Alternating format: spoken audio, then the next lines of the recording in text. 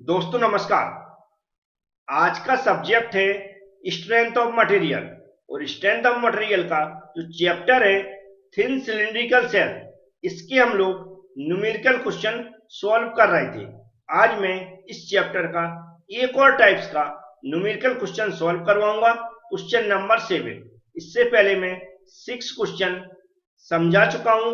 उन सभी वीडियो को मैं ऑलरेडी अपलोड कर दिए हैं एप्लीकेशन के अंदर और यूट्यूब चैनल के अंदर, दोनों के अंदर, तो उनको आप जरूर देखें। और इस क्वेश्चन को भी समझने के लिए वीडियो पूरा देखें, जो मैं समझाता हूं उसको ध्यान से सुनें। जैसा कि इस क्वेश्चन के अंदर लिखा हुआ है, आ सिलिंड्रिकल वेसल 2 मीटर लॉन्ग। एक जो भी सिलिंड्रिकल पात्र दिया गया है उसकी लेंथ है 2 मीटर। आगे लिखा है एंड 500 mm इन डायमीटर, और उसका डायमीटर है कितना, 500 mm with 10 mm thick plates, और थिकनेस कितनी है, 10 mm। Is subjected to an internal pressure, और इंटरनल प्रेशर कितना दिया, 3 मेगा पास्कल। आगे लिखा है calculate change in volume. Change in volume हमें निकालना है ऑफ द वेसल, उसका चेंज इन वॉल्यूम में परिवर्तन निकालना है। टेक इज कल टू, यहाँ पर 200 giga pascal and Poisson ratio 0.3 लेना है और द वेसल मटेरियल। तो जो भी डाटा गिवन है, यदि हमें समझ में आ गया है कि क्या गिवन है, तो सबसे पहले उसको नोट कर लें। तो यहाँ साफ सुथरे अक्षरों में हम क्या लिखेंगे, गिवन। तो मैं यहाँ पर गिवन लिख देता हूं। फिर जैसे दिया 2 मीटर लॉन्ग, तो हम क्या दिए, लेंथ दी, मतलब एल इक्वल टू कितना दिया, 2 मीटर। सभी डाटा को हम किस में ले रहे हैं, एमएम में ले रहे हैं, तो इसको भी हम मीटर को एमएम में चेंज करेंगे। तो 2 इंटू 10 की पावर 3 मतलब 1000 का मल्टीप्लाई कर देंगे, ये किस में हो जाएगा, एमएम में चेंज हो जाएगा। 500 mm डायमीटर दिया, तो स्मॉल डी से हम डॉटेड करते हैं, तो क्या लिखेंगे हम, 500 mm। आगे देखेंगे थिकनेस, थिक दी है मतलब थिकनेस दी है 10 mm दी है, स्मॉल टी से हम डॉटेड करते हैं, क्या लिखेंगे हम, 10 mm। Subjected to internal pressure, pressure दिया है, तो यहां पर क्या लिखेंगे हम, small P equal to 3 mega pascal. मतलब इसको न्यूटन पर एमएम स्क्वायर में चेंज करके लिखेंगे तो क्या हो जाएगा, 3 न्यूटन पर एमएम स्क्वायर। क्योंकि हम जानते हैं mega pascal equal to newton per mm square, जो भी वैल्यू रहती है सेम रहती है। आगे देखेंगे कैलकुलेट करना हमें चेंज इन वॉल्यूम, मतलब वॉल्यूम में परिवर्तन को कैसे कैसे नोट करेंगे, ऐसे इसको हमें निकालना है। आगे टेक ई, मतलब कैपिटल ई इक्वल टू दिया है कितना हमारा, 200 गीगा पास्कल दिया है। तो हम लोग जानते हैं, इससे पहले भी मैं कई बार समझा चुका हूं, गीगा पास्कल को यदि न्यूटन पर एमएम स्क्वायर में डायरेक्ट चेंज करना है तो हम क्या करेंगे, 200 की जगह 200 लिखा रहने देंगे और 10 की पावर 3 का मल्टीप्लाई कर देंगे, ये चेंज हो जाएगा न्यूटन पर एमएम स्क्वायर में। पॉइजन रेशो दिया, पॉइजन रेशो को हम बनवाए एम या फिर म्यू से डॉटेड करते हैं, वैल्यू दी है 0.3। सारा डाटा जो भी दिया था क्वेश्चन के अंदर वह लिख लिया मैंने। हमें चेंज इन वॉल्यूम का फॉर्मूला याद होना चाहिए, तो मैं यहाँ पर थोड़ा सा लिख रहा हूँ जिससे हमें एक आइडिया लग सके। चेंज इन वॉल्यूम का जो फॉर्मूला होता है वह होता है कैपिटल वी, ब्रैकेट के अंदर क्या होता है, एप्सिलॉन, या फिर क्या लिखेंगे, स्मॉल। इसको मैं साफ सुथरा लिख देता हूँ थोड़ा सा, क्या लिखेंगे, स्मॉल ई लिखें पहले, और नीचे क्या लगा दें, सॉरी फिर से भूल गया मैं, ये होता है स्मॉल ई, सॉरी स्मॉल ई ऐसा बनाएं, फिर नीचे सी लगा दें, प्लस 2 स्मॉल ई और नीचे एल लगा दें, इसको बंद कर दें। ये क्या होता है, हमारा जो भी वॉल्यूम है वह होता है। तो वॉल्यूम का फॉर्मूला भी हमें याद होना चाहिए। तो वी इक्वल टू जो वॉल्यूम का फॉर्मूला होता है वो होता है pi by 4 into pi by 4,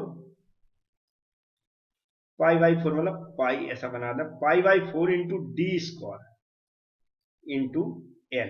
ये होता है वॉल्यूम का फॉर्मूला, मतलब वॉल्यूम हमारा कहां से निकलेगा, ये यहां से निकलेगा। इसके बाद देखेंगे तो जो ईसी है, क्या है ईसी, ईसी जो होता है हमारा सरकमफेरेंशियल स्ट्रेन, क्या होता है, सरकमफेरेंशियल स्ट्रेन। मैं लिख भी रहा हूं यहां पर, सरकमफेरेंशियल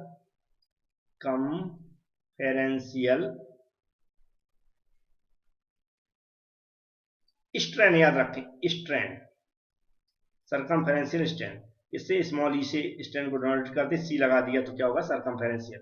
इक्वल टू जो इसका फॉर्मूला होता है इसको जरूर याद रखें, मैं यहाँ पर नोट कर रहा हूं, तभी आप इसको सॉल्व कर पाएंगे। पीडी अपॉन क्या होता है, 2t, 2t e, ब्रैकेट के अंदर होता है 1 माइनस 1/2m।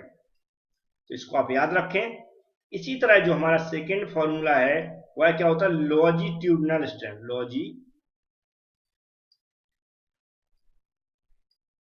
लॉजिट्यूडनल स्ट्रेन।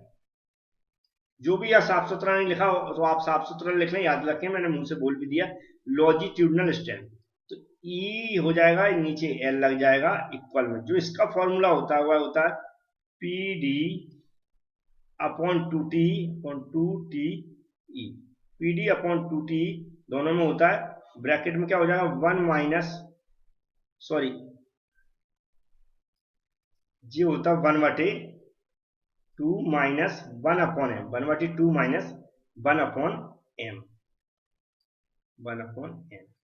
ये फॉर्मूला हमें याद रखना है, ये इससे निकाल लेना है इसकी वैल्यू। तो मैं यहाँ पर डायरेक्ट वैल्यू पुट कर देता हूँ, pi by 4 into D square, मतलब डायमीटर यहाँ पर दिया 500। तो इसका क्या कर दें, ऐसा ब्रैकेट लगा के स्क्वायर चढ़ा दें। एल की वैल्यू देख रहे हैं 2 इंटू 10⁻³ दी गई है, 2 इंटू 10⁻³।